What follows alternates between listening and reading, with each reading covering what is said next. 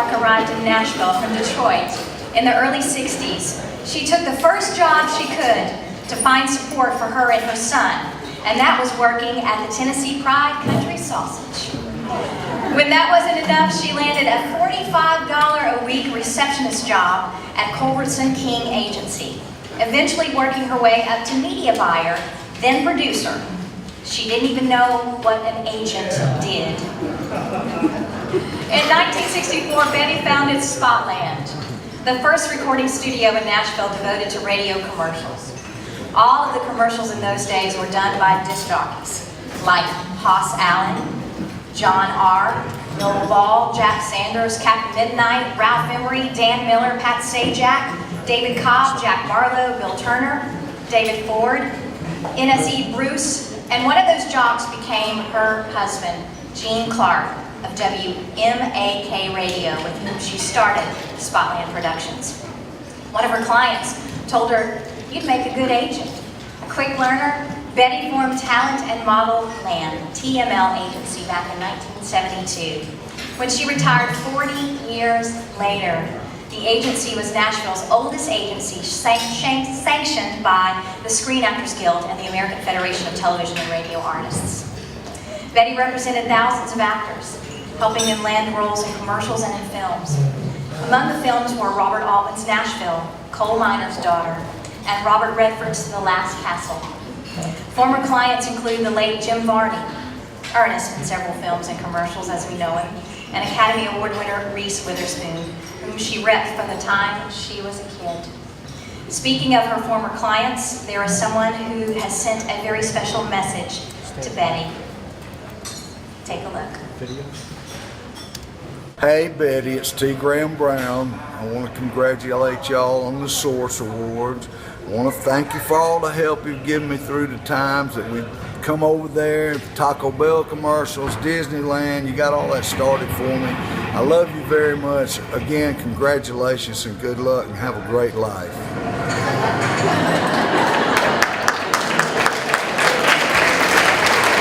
Betty's actors have worked in films like Remember the Titans, Forrest Gump, and her TV credits include In the Heat of the Night and Walker, Texas Ranger, among many, many others.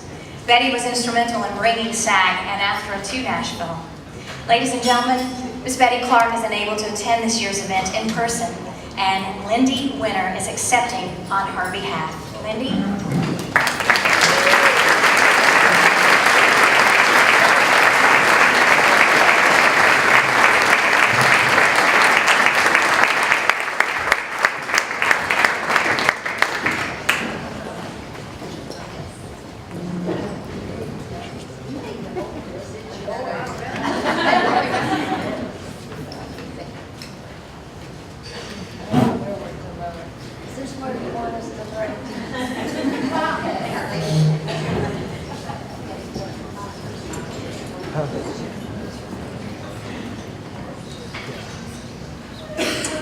I didn't need these when I first came here and met Betty. Firstly, I'm delighted and honored to accept the Source Award on behalf of my longtime friend and agent, Betty Clark, aka Boop. Betty was a single mom when she made her journey to Nashville from Detroit on Christmas Eve of 1961 by train. She remembers all of the baby-faced soldiers on their way to Vietnam. The soldiers played and took care of her son, Jimmy, all the way to Nashville. It is a bittersweet memory, she says, because I knew some of them wouldn't come home again. When they got to Union Station, she remembers going up the steep stairs and seeing one of the most beautiful rooms she'd ever seen. Betty looked around as they drove and she thought, where am I? There was just one skyscraper, and that was the L&C Tower.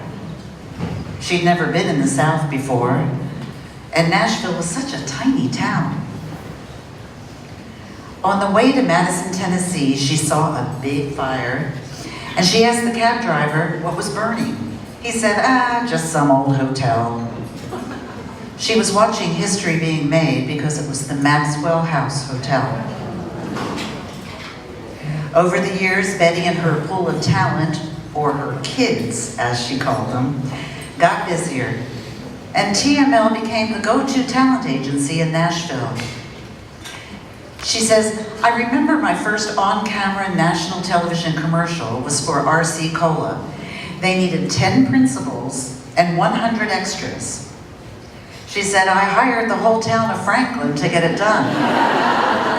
In fact, I own several church roofs to this day due to those residents of Franklin making all that extra money.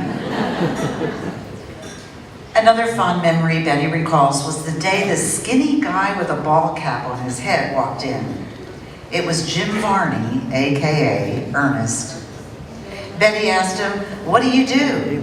He said, lay floor tiles in Kentucky. I'm also a Shakespearean actor, and I can be funny sometimes. Well, that was the beginning of a successful 18-year working relationship. Of course, Betty states that her most important job was being a mom. She says, my son Jimmy, he stuck with me through thick and thin. He became one of the best casting directors I know.